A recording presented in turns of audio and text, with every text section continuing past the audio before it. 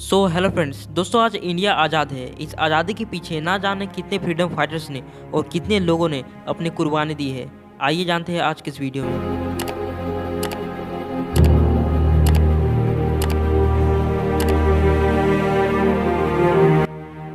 ये साल था 1608 24 अगस्त, जब ब्रिटिश फर्स्ट टाइम इंडिया में आए। ऐसे तो ब्रिटिश अपने काम और ट्रेडिंग के लिए इंडिया आए थे, लेकिन क्या पता था कि इंडिया को ये गुलाम बना लेंगे। साल 1857 ये ऐसा साल था जब इंडिया ब्रिटिश का गुलाम था। साल 1857 जब ब्रिटिश राज की शुरुआत होती है, तब इंडिया ब्रिटिश के गुलाम होते हैं। हमारे देश के आज़ादी के लिए दो ग्रुप ने बहुत ही इंपॉर्टेंट रोल प्ले किया था। पहला ग्रुप था नॉन वायलेंस ग्रुप। इस ग्रुप का मकसद था कि आज़ादी को अहिंसा से जीतेंगे, जिसको महात्मा गांधी जी हैंडल कर रहे थे। और दूसरा था वायलेंस ग्रुप। इस ग्रुप में चंद्रशेखर आज़ाद, सुभाष चंद्र बोस, भगत सिंह जैसे रियल फ्रीडम फाइटर थे।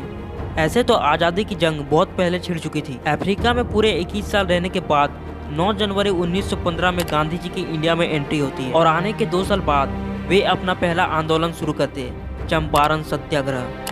ये आंदोलन गांधी ने किसानों के लिए शुरू किया था। ब्रिटिश गवर्नमेंट जबरदस्ती किसानों से इंडिगो की खेती करवा रही थी, जिसके कारण उनके फसल तो नष्ट हो ही रहे थे और उनके जमीन भी पूरी तरह से नष्ट हो रहे थे। और इस आंदोलन ने इंडियन फ्रीडम की शुरुआत की। ये आंदोलन पूरी तरह से सक्सेसफुल रहा और किसानों को इंडिगो की खेती करना बंद कर देना पड़ा। उसके बाद फ्रीडम की जंग छिड़ चुकी थी, जिसके कारण महात्मा गांधी ने बैक टू बैक बहुत से आंदोलन की शुरुआत की। लेकिन ब्रिटिश भी बहुत चालाक थे। वे जानते थे गांधी जी कोई ना कोई आंदोलन फिर से शुरुआत जरूर करेंगे। साल 1919 में ब्रिटिश ने रॉलेट एक्ट को लॉन्च किया, जिसमें बताया गया कि किसी भी इंडियन के ऊपर शक होने पर उन्हें बिना ट्रायल के जेल भेजा जाएगा। लेकिन गांधी जी रुकने वाले में से नहीं थे। 1920 में खिलाफत और नॉन कोऑपरेटिव मूवमेंट को उन्होंने लॉन्च किया। इस आंदोलन में गांधी जी को लोगों का बहुत ज़्यादा सहयोग मिला, जिसके कारण बहुत से लोग और स्टूडेंट ने अपने कॉलेज को छोड़ा, स्कूल को छोड़ा, यहाँ तक कि सरकारी लॉयर ने अपने कोर्ट तक को छोड़ दिया। ये हड़ताल इतना ज़्यादा फैलता गया कि 1921 में करीब 396 हड़ताल हुए। इस हड़ताल के कारण ब्रिटिश को 70 लाख का नुकसान हुआ। लेकिन 13 अप्रैल 1919 को एक बहुत ही बड़ा हादसा होता है। यह हादसा है जलियांवाला बाग कांड। इसमें लगभग बहुत से लोगों की मौत होती है। इस हादसे में बहुत से लोग प्रोटेस्टिंग के लिए जलियांवाला बाग में आए थे, ताकि वो ब्रिटिश के अगेंस्ट प्रोटेस्ट कर सके। लेकिन जलियांवाला बाग में सिर्फ एक ही रास्ता था आने और जाने का, जिसके कारण उसे पूरी तरह से ब्लॉक कर दिया गया और जनरल डायर के एक ही ऑर्डर में लगभग पूरी तरह से ओपन फायर किया गया, जिसमें बहुत से लोगों की जानें चली गई। इस प्रोटेस्टिंग में महात्मा गांधी भी थे, लेकिन वे एक कुआं में कूद गए और बहुत से लोग उसी कुएं में कूद गए, जिसके कारण वे बच गए। अब लोग बहुत ज़्यादा भड़क चुके थे। 1922 में किसानों के ग्रुप ने गोरखपुर डिस्ट्रिक्ट के चौरी चौरा एक पुलिस स्टेशन में आग लगा दी, जिसमें लगभग 22 लोगों की मौत हो गई, जिसके कारण गांधी जी को 1922 में राजद्रोह आरोप में गिरफ्तार कर लिया गया। नॉन वायलेंस के फ्रीडम फाइटर जानते थे कि ब्रिटिश से आज़ादी लेने के लिए उन्हें मुंहतोड़ जवाब देना पड़ेगा, इसीलिए उन्होंने वायलेंस का रास्ता चुना। एक प्रोटेस्टिंग के दौरान लाला लाजपत राय की लाठीचार्ज से मौत हो चुकी थी। भगत सिंह ने लाला लाजपत राय की मौत का बदला लेने के लिए जॉन सेंडर को 17 दिसंबर 1928 में गोली मारकर उसकी हत्या कर दी।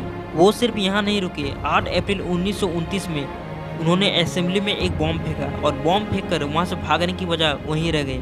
लेकिन 23 मार्च 1931 को भगत सिंह, राजगुरु और सुखदेव को फांसी की सजा दी गई।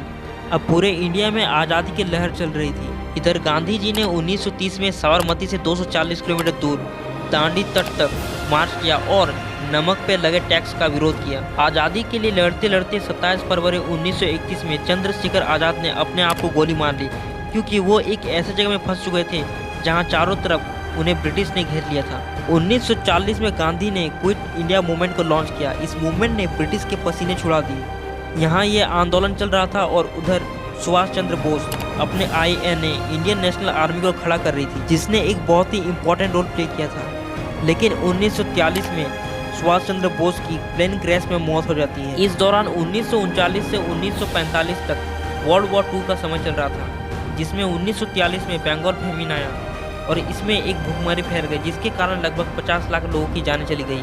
और इसके जिम्मेदार सिर्फ एक ही जन था और उसका नाम था विंस्टन चर्चिल।